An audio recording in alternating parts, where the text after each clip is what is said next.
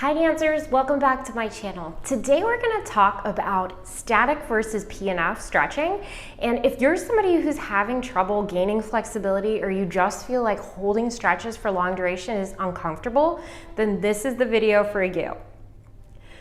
But before we get started, make sure, as always, you hit the like and the subscribe button so you never miss out on a new upload. So first things first, I'm going to tell you the difference between static and PNF stretching, and then I'm going to show you how to actually do the PNF stretches so that you can increase your range of motion in a comfortable way. The only thing that you're going to need for this routine today are two things: a resistance band, and I have a rather heavier one. I have links for these in the below description, so if you don't have them, I'm going to put them there. The other thing you'll need is a child's play ball. And if you don't have that, you can do a Pilates ball, and I'll try to think of some other ideas for you, maybe a pillow too. So today we're going to talk about increasing turnout and doing contract relax stretches or PNF stretches to do that versus holding long durations of a static stretch. A static stretch is literally what I just said.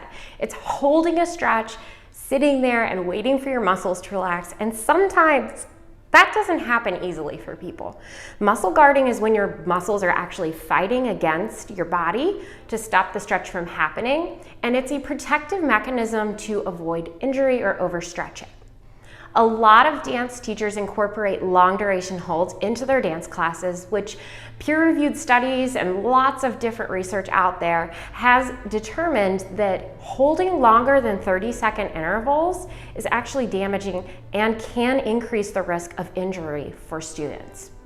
What American College of Sports Medicine recommends instead of doing that is doing 30-second holds and increasing it by doing 4 or 5 durations of the 30-second holds with a small break in between or just changing sides.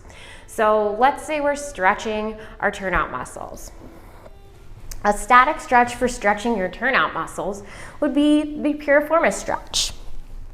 So if you're stretching your turnout muscles statically, you probably have done something like this in class where you're just holding, and you're holding this for long duration, right? So instead of holding this for like a minute or two, you're gonna hold this in the static stretch for 30 seconds, switch sides, and then do 30 seconds and repeat that alternation between sides for about 4 or 5 times.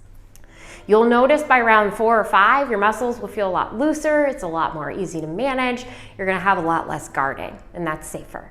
That's a lot safer than telling your students, hold the stretch or hold your splits for 1 to 2 minutes until you relax, because that can cause the protective mechanism to kick in.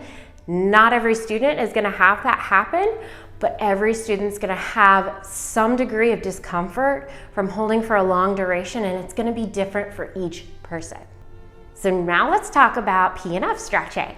Proprioceptive neuromuscular facilitation stretching, there's multiple different ways that you can do this, but the one that I'm going to talk about today is contract relax. So contract relax stretching will actually help you gain range of motion faster. You don't have to hold it for as long, and it's more comfortable for students. The other thing about PNF stretching is it's safe, but you also get that little break in between the ranges of motion that you do, but you have to make sure that you're doing it correctly and you're not applying too much pressure or you're not taking yourself into extreme ranges. So today we're going to talk about the turnout muscles, which a lot of people do contract relax on the hamstrings, and I think most people have seen it at some point. So let's do the turnout muscles today. So first, let's get set up for what we're gonna do. We're gonna do 2 different types of stretches here. I'm gonna have you take this resistance band and tie it around above your knees.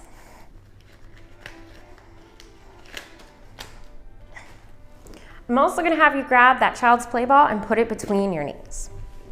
You're gonna lie down, and first, you're gonna squeeze this child's play ball to about 50% of your muscular effort. So just squeeze it, 1, 2, 3, 4, 5. Relax. Now, take the ball away. Push against the band. 1, 2, 3, 4, 5. Now, here's where we stop. We're gonna hold here. This is not my full turnout. I'm only going to about 45 of my turnout. Now, I'm going to relax, and then I'm going to push again against the band. 1, 2, 3, 4, 5. I'm going to relax again. And hold. And then push against the band again. 1, 2, 3, 4, 5. Now, I am at my end range at this point. I'm going to slip the band off, or at least down to my ankles. And I'm going to come back to this end range and perform a pelvic tilt.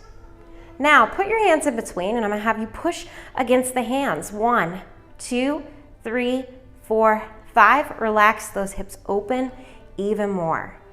Your pelvis should be in neutral. And we're going to hold this now for about 20 seconds.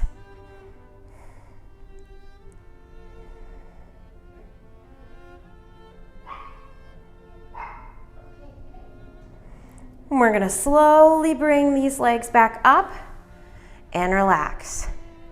Now we're going to work on contract, relax a little bit in isolation of each hip. So the important thing is that you need to remember, we're never going to start at end range with our stretch. Even same with like a hamstring, you're not going to start at the end. You want to start a little bit before that so that you have at least 3 to 4 intervals of motion that you can go through and warm up the muscles and get to that point where you're at end range so you can stretch more and beyond it. So if I was doing hamstring, I would start down here and work my way up.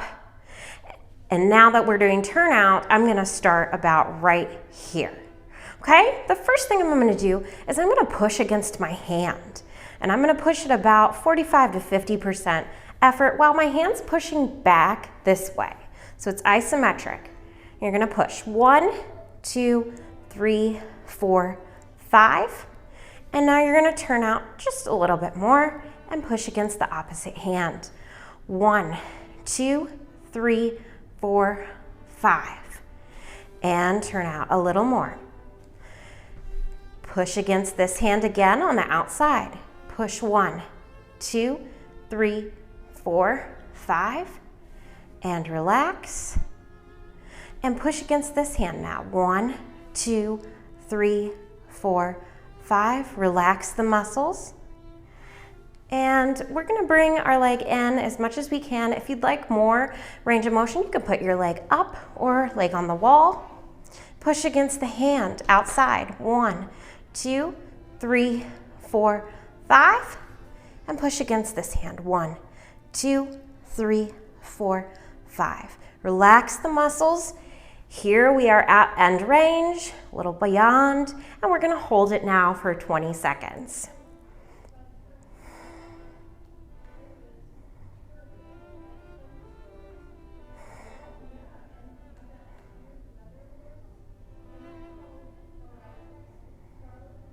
And relax. Go ahead and bring that other side up. And we're going to start again, not at our end range. Push in against the hand. 1, 2, 3, 4, 5. Relax. Push against 1, 2, 3, 4, 5. Relax. Repeating. 1, 2, 3, 4, 5. Relax. Push 1, 2, 3, 4, 5. Relax. We're going to hold here just a little bit. You can hold in any one of your 3 to 4 intervals for about 10 seconds, as long as it's comfortable for you. And when you feel the muscles relax again, then resume contracting. 1, 2, 3, 4, 5. And 1, 2, 3, 4, 5. I'm going to bring the leg up. One more rep for me. 1, 2, 3, 4, 5. And push 1, 2, 3, 4, 5. And hold. And remember, dancers, this is not the only way you can increase turnout. I have an entire course for turnout strengthening to mobilize and strengthen your hips. It's not all about just stretch, stretch, stretch, right? Okay, now we're gonna come out of that stretch. Just rock your hips And you'll probably feel like you have a good amount of range of motion here. Now, when do you do these stretches? You're gonna wanna do them after class, not before, because by all the pushing and pulling and all of that, you're decreasing the contractile force of the muscle that you're gonna be able to produce during class. Definitely shouldn't be integrated in the middle of class either. I strongly recommend, if you're a teacher and you want to practice this with your students, do it after class. The other thing I recommend is that you don't partner up for this stretch, because it's gonna be harder for your partner to understand how much force they should be applying and how much force you should be giving versus you using a stretch strap or your own arms or a ball to produce the force of resistance. If you liked this stretch and you liked this advice and you want more advice on improving your turnout, make sure you check out my step-by-step turnout course available on the Veronica K platform. You can scroll down and look at the description below so that you can get a link, and you can even get 50% off of your first month to see if it's right for you.